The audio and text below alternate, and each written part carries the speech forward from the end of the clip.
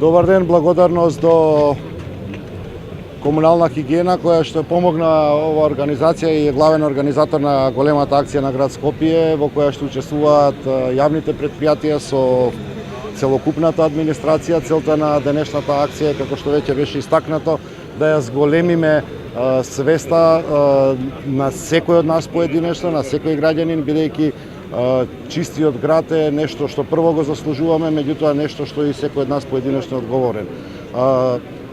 Просечно во градот Скопје во 2018 година еден граѓанин произведува 408 килограми ѓубре годишно, што е за 8% повеќе во однос на 2017 година.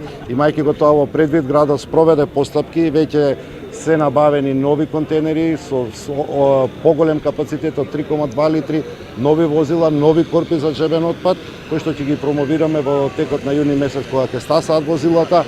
Наша цел е да овозможиме како град, како администрација, соодветна инфраструктура за да може и граѓаните соодветно да се однесуваат кон комуналниот отпад.